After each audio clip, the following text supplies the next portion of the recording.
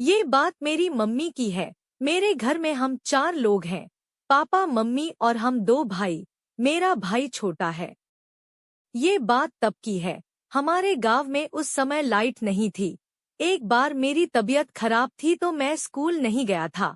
मैं घर पर ही अपनी चारपाई पर लेटा था। तभी मुझे कुछ खुसुर-फुसुर की आवाज आई। मुझे लगा कि चूहा होगा। मैंने उठकर देखा तो पापा मम्मी थे। मुझे कुछ समझ नहीं आया। पापा बोले लालटेन बंद कर दूं क्या? मम्मी बोली नहीं, रहने दो, अभी तो मुझे टॉयलेट भी जाना है। कुछ देर बाद पापा उठकर बाहर चले गए। मेरी मम्मी भी उठकर बाहर चली गई। मैं सो गया। उस रात को पापा मम्मी से कुछ बोल रहे थे, मैं सुन नहीं पाया। अगले दिन पापा दिल्ली के लिए चल दिए। उनके जाने के बाद मैंने मम्मी से पूछा पापा कहाँ गए। मम्मी ने कहा कि पापा की बुआ का पोता छत से गिर गया है, उसके साथ अस्पताल में कोई नहीं है। मैं पापा कब आएंगे? मम्मी पता नहीं। मैं चुप हो गया। 1-2 दिन बाद में रात को देखा कि मम्मी कोई किताब देख रही हैं। कुछ देर बाद मम्मी ने किताब इतनी ऊपर रख दी जहां मैं पहुंच नहीं सकता था। अगले दिन मैंने किताब निकालने की बहुत कोशिश की पर नहीं निकाल पाया। 2 दिन बाद हमें मामा के घर जाना था। उधर शादी थी तो मम्मी सामान पैक कर रही थी। हम सब मामा के घर चल दिए। कुछ देर बाद बस आई तो उसमें बैठ गए। मामा के गांव से पहले एक आदमी हमारे साथ बैठ गया। जब हम उतरे तो वो भी उतर गया। मम्मी ने उससे पूछा, आप कहाँ जा रहे हो? उसने कहा, मैं शादी में जा रहा हूँ। उससे बातचीत हुई तो वो मामा के घर ही जा रहा था। अब उसने हमारा एक बैग उठा लिया था। हम सब घर पहुंच गए। मामा हम सभी को आया देखकर बहुत खुश थे। वो आदमी भी मामा से मिलकर बातें करने लगा। रात को सबने खाना खाया।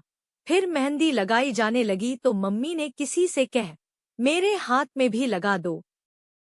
वो आदमी जो हमारे साथ में आया था वो मम्मी से बोला, लाओ अपना हाथ इधर करो, मैं लगा देता हूँ। वो मेरे पापा की उम्र का था। मम्मी ने मुस्कुरा कर उसे हाँ कर दी। मम्मी ने एक कंबल ओढ़ रखा था, आधा कंबल मेरे ऊपर डाला हुआ था। वो आदमी मेहंदी लगाने लगा।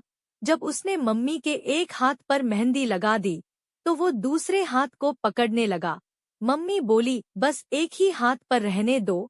वो उठने लगा तो मम्मी बोली, अभी बैठ जाओ ना, जब सब मेहंदी लगा लें तब चले जाना। वो फिर से बैठकर उनका हाथ पकड़कर मेहंदी लगाने की एक्टिंग करने लगा। कुछ देर बाद तभी मामा जी आए और बोले, चलो जल्दी से सब फोटो खिंचवा लो, बाद में जनरेटर बंद हो जाएगा। सब उठकर चले गए। मम्मी और मैं भी चले गए। जब हमारा नंबर आया तो वो अंकल भी मम्मी के पीछे खड़े हो गए। फोटो निकलवा कर हम अंदर आ गए और सो गए। अगले दिन वो आदमी मुझे शादी में नहीं दिखा। मैं खुश हो गया। शादी के बाद हम घर आ गए। मैं फिर से स्कूल जाने लगा। पापा अभी भी नहीं आए थे तो मम्मी परेशान हो गई थी कि खेतों पर हल कौन चलाएगा। एक दिन शाम को जिस दोस्त ने मुझे किताब दी थी वो हमारे घर पर आया। मुझे लगा कि वो किताब के लिए आया है, मगर मैंने देखा कि वो मेरी मम्मी से कुछ बात कर रहा था। मैं छिपकर उसकी बातों को सुनने लगा था। तभी पता चला कि वो ही पापा की जगह खेत में हल चलाएगा। मैं भी खुश था। वो मेरी मम्मी से काफी छोटा था। अगले दिन से वो हमारा हल चलाने लगा। उसी शाम को वो हमारे घर आया। मम्मी ने उसे खाना खिलाया।